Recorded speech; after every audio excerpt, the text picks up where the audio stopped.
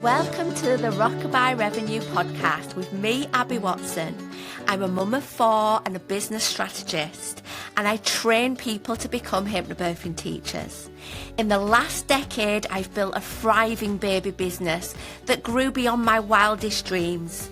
This podcast is for you if you run a business or dream of running a business in the birth and baby industry. You want to change lives whilst making more money.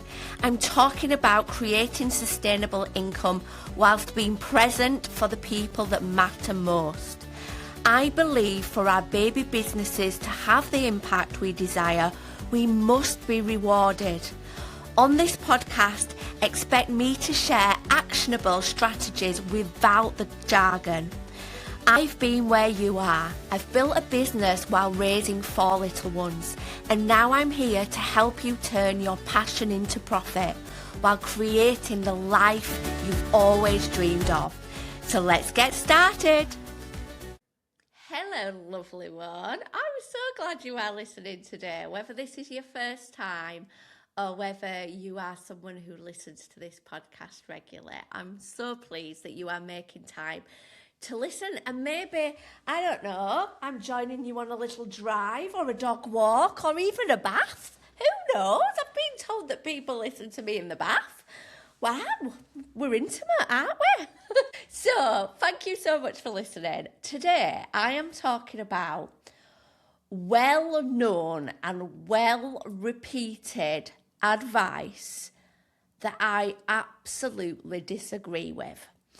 And I'd love to know what you think about some of these statements. So, the first bit of advice that we hear a lot, certainly in the preparing for birth world, and we also hear it in terms of building a business too, and that is that you can never know too much.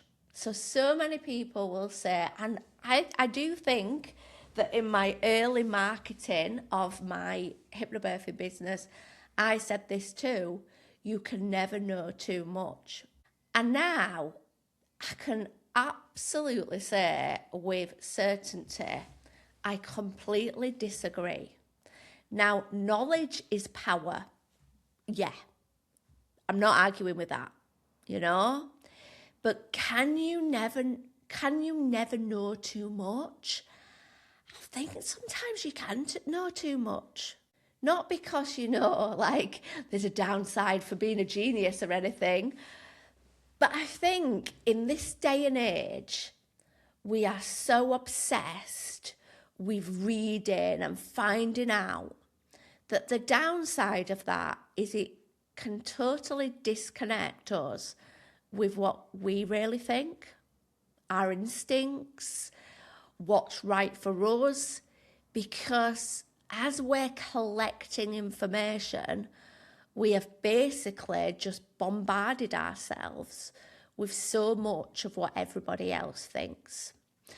So if we take this in a preparing for birth context, because I know lots of you work in that area, that might be the client that reads every single book, that does every single birth preparation course, that is spending their pregnancy absorbing as much information as possible.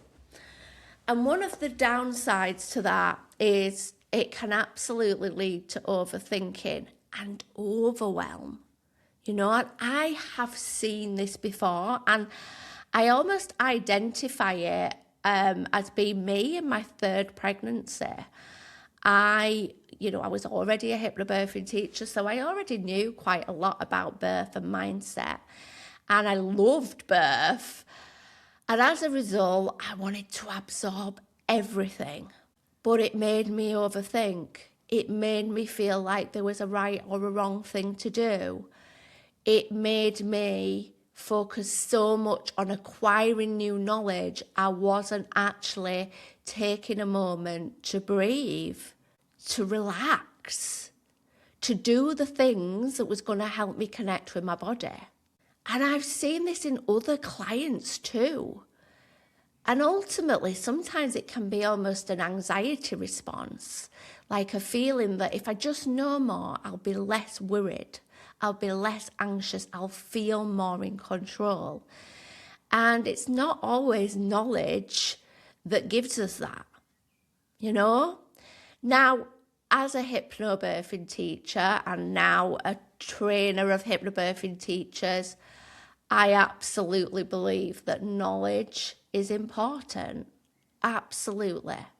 To understand your body, to understand your options, so blooming powerful. But once we've gained enough to feel we have that trust and that understanding, maybe continuing to absorb so much more could have a downside, could stop the mind just allowing themselves that pregnant time, you know? And in terms of business, I also disagree with that advice. You can never know too much. When I started my business, I knew nothing, nothing about running a business. And that absolutely had many disadvantages. Knowing nothing meant that I was just guessing, often not doing anything because I just didn't know what to do. But then I gained a bit of knowledge from reading, from a couple of courses. And you know what? When I look back, it was the time in my business that I took the most action because I wasn't second guessing everything I was doing. I was just kind of like getting an idea, you know, that maybe I'd got from information and rolling with it. A few years later, and the more knowledge I've acquired, the easier it is to overthink, to almost get a wave of inspiration and think, oh, that'd be really good. But then almost overanalyze it based on all the learning and, you know, things I've seen previously and almost like talk myself out of it, you know. So whilst, again, knowledge is power, I do think you can potentially know too much and it almost overcomplicate everything. And again, disconnect us with our gut feeling on things and follow the inspiration. The next bit of advice that I disagree with is the advice of be everywhere. So this is a bit of advice that is thrown around by a lot of visibility experts, you know, that really help people build their businesses. And I am an absolute believer in being visible, but I never say be everywhere, because be everywhere is often interpreted to mean like you need to be present on all sorts of platforms. You know, you need to be, you know, in your local newspaper, on Facebook, on Instagram, on TikTok, have a YouTube channel, have a podcast, be on TV, you know? And the reality is, as small business owners, being everywhere is likely to mean that we are on many things but not doing it very well. You know, how can you possibly have so many different marketing channels and do them all really well? If you think about prior to this podcast, I focused on marketing in a Facebook group. When I knew I was going to be setting up the podcast, I let go of the Facebook community because I knew I couldn't do it, but I couldn't do both really well. Something had to give, you know? So whilst, yes, it is absolutely beneficial to, you know, not put our eggs in one basket, you know, not just think, right, I'm going to focus on being visible on Instagram and that is it. It's also not beneficial to think, I need to be everywhere. I need to be at every in-person event local to me. I need to be networking in every group. I need to be on every social media platform. I need to collaborate with this, that, the other. You know, sometimes, quite often in my opinion, like focusing on a couple of things and doing them really well is far more powerful than trying to be everywhere. And that's absolutely why I disagree with that advice. The next bit of advice that I disagree with is the advice of never work for free. Now, you might be surprised that I'm saying that. You know, I absolutely do talk about, you know, charging what your services are worth, valuing what you are giving. You know, the fact that your services are blooming life-changing and attaching a price to that means your services are sustainable. However, I don't agree that we should never do stuff for free. There's actually great purpose behind doing things for free. There's a difference between someone wanting to use your service and saying, I can't afford it, and you saying, okay, I'll do it for free, compared to you offering some form of free service that is going to have a benefit for you and your business. So an example of that might be that you are going to offer some kind of community event, and you know that although you're not going to earn directly from that event, it's going to have the impact of getting you more known locally. That through that community event, you are going to connect with people, and those people are likely to book your paid service. That is free, but it has great purpose. I also am a great believer that it's your blooming business and it's your blooming rules. Like, I will never shame anyone for offering their service for free, even if it doesn't make sense. Like, it's your business, it's your rules, and sometimes our instincts tell us that actually, you know what, I'm going to do it for free. Not out of desperation, not out of anything else, but feeling like it's a good thing to do. And you know what? We might get burnt through that. We might have a bad experience, but I tell you what, it'll be a great lesson. So I know lots of business owners that have offered incredible services for free. Never going to judge them for that. And actually, maybe it could have incredible benefits for their business. So they may offer a place on their course for free. Maybe they genuinely know that that person couldn't afford that service if they didn't offer it for free.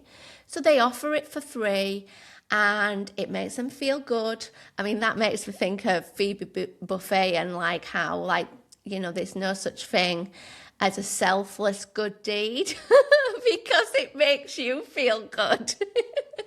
And it's true, isn't it? You know, if you do something nice for someone, it feels good. So maybe that's what they get out of it. But maybe they'll get incredible feedback. You know, maybe they'll get a fantastic testimonial that is going to be so powerful for their business. So, yeah, like, I totally disagree with never work for free.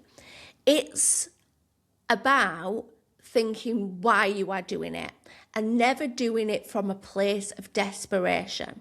Another bit of business advice that I absolutely have tried and failed, and yeah, I personally would never dish out this advice, and that is to get up before everybody else to work on your business.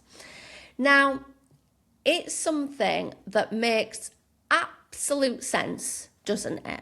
You know, getting up early in the morning, perhaps when there's nobody else around, and doing an hour on your business. Like, if that worked, imagine the feeling of that. How fabulous would it be to start your day knowing that you had already done something fabulous in your business? And if you were doing that every day, like, imagine how much that would add up. You know, it would be fantastic. So it sounds like a blooming fantastic routine. However, this only works if this is doable. For me, during all stages of my motherhood journey, waking up early to have some focused time on my business would mean waking up at like 4 blooming a.m., you know? Because anything later than that, you can guarantee there's somebody up in my house. There's someone already awake. And I would be absolutely terrified of waking up at 4 because I know that the kid that works up at 5 would sniff me out. Sniff me out at 4 and be up, fresh as a daisy, ready to ask me loads of random questions. And oh my gosh, how exhausted I would be if I had to get up an extra hour early. Like, a lay-in for me is like 6:30 anyway. So if I had to get up consistently at the crack of dawn, I would not be a very nice person. So this bit of advice is a typical bit of advice that assumes everyone's life looks the same when it doesn't. You know, maybe it's a bit of advice created by a man who is child-free. Or maybe, you know, someone who has a great deal of help within their home. It's probably not created by someone like me that has a busy life and is a busy mum. The fact that I disagree with that bit of advice, you know, get up before everyone else, doesn't mean I think it's bad to do that. I think, whoa, if you can do that, I love that for you, you know, and I would love to be able to have a routine like that.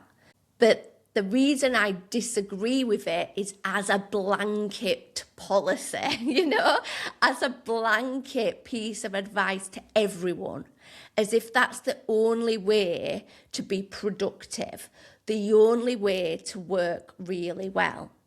Now, I really remember something vividly. A few years ago, I went to see a counsellor. So I had this counsellor for a good few months, and she was really good until she kind of stopped being really good and started, I don't know.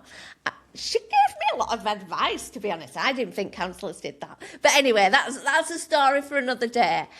But I remember talking to the counsellor.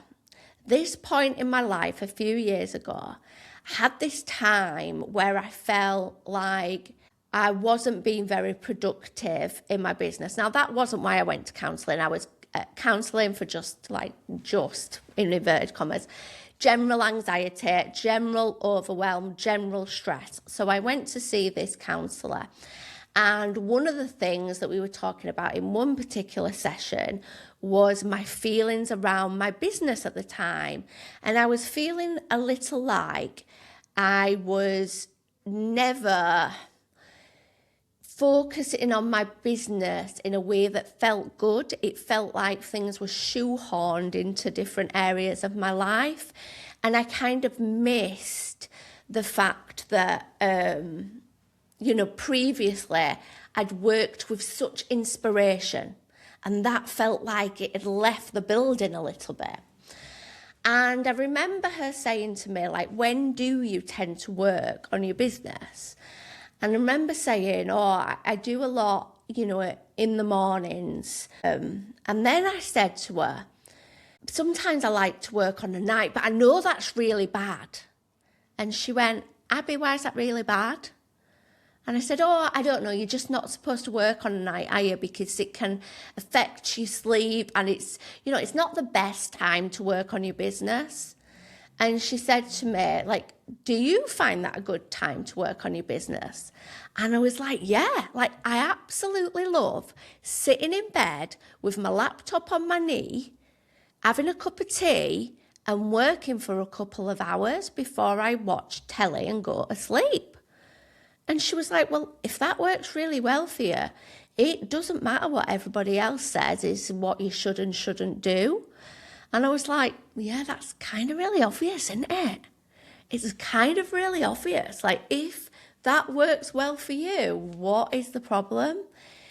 But I feel like I'd been so conditioned in the online business world from all the gurus we listen to that actually the best time is in the morning. And I'd also listen to lots of like sleep experts talking about never work in your bed or you will associate your bed with work rather than sleep and you'll never get a good night's sleep. When the reality for me wasn't true. Like the reality for me was that actually it felt a lovely time to work on my business and it didn't affect my sleep except making me feel like I was going to sleep, having been really productive and I was set up for a great day the next day. And it made me think back to like when I was at uni and school, like never, ever would I do homework or work on essays in a morning. That is an impossibility for me. I would be the person doing the essay at 11 o'clock at night and feeling like, flowing with all the ideas. So what she said really stuck with me. And it's probably the best thing I got out of that counselling. Like the permission slip to do what was right for me and forget about all the advice that was out there. So yeah, totally disagree with the advice that we should be getting up before everyone else and work on our businesses. Whenever you want to work on your business, whenever you feel is the best time for you, whenever you feel full of motivation and inspiration is the best time for you. It doesn't matter if that looks different from somebody else. If people are saying successful people get up at 5 a.m., that is simply an example of some successful business people. It is not a prediction of what will be successful for you. So you do you, lovely one. And you won't hear me telling you to get up at the crack of dawn. And my final piece of advice that I disagree with and detest kind of like flows on from what we've just been talking about there. And that is the advice of always do the hardest job first. I think people will say it as like eat the frog, You don't want to eat the frog, but you have to eat the frog first because then it's done. And then you get that great feeling afterwards and it, spins off into all the other areas of, your work because you've got the hard thing done first. Again, makes tons of sense. However, I often find that if I know that I am sitting down to do some work and the first thing I've got to do is something that feels, and for me, that's like admin, like getting stuff together for my accountant. If that is the first thing that I've got to do, what am I going to do? I'm going to avoid doing work in general. I'm going to procrastinate. I am going to make up some crazy excuse to myself of why actually tomorrow might be a better day to do it. Whereas if I think about, okay, when I go to, when I'm doing work tomorrow, I'm going to be recording a podcast and I enjoy recording my podcast. I'm going to get it done. And actually, as I sit down and do something in my business that makes me feel productive and gives me those good vibes, I am so much more likely to then go on and do the hard thing. So sometimes for some people, the thing that works is doing something productive. Doing something productive has taken you a step closer to doing the hard thing. So I'm not saying put off the hard thing. I'm not saying, only do the hard thing if you feel like doing it. What I am saying is do something that feels easy or enjoyable first, and perhaps the hard thing will feel slightly less hard. So those are all the bits of advice that I disagree with. From feeling like you can never know too much, disagree. That you need to be everywhere, no you don't. That you can never work for free, of course you can. There can be great benefits of offering things for free. It's about it having purpose. To getting up at the crack of dawn and being productive then, if that's for you, that's for you. But personally, I would not be dishing out that advice as a blanket thing for everyone. And then finally, to the advice to do the hardest thing first. That might not work for you. Maybe you need that dopamine hit of doing something and feeling really productive. And then it might lead on to your hard thing. So, as always, really hope today's podcast has been useful and would love you to leave me a review if you haven't done so already. Dead easy to do. If you're on Apple, you just need to go to the show, scroll down, and there'll be an area where you can leave stars. And if you could leave 5 stars for me, that would be fantastic. And if you want to leave some words, that would be even better. And on Spotify, it's super easy too. So as always, thanks for listening and keep on changing lives. Take care. Bye. Thank you for listening to Rockabye Revenue. I hope this episode has left you with some fresh ideas and bundles of motivation. If you enjoyed this episode, do make sure you click subscribe so you never miss an installment. And if you found this episode useful, I'd love you forever if you leave a 5-star review, helping this podcast reach the ears of more of the helpers in this world. And remember, keep changing lives. See you next time.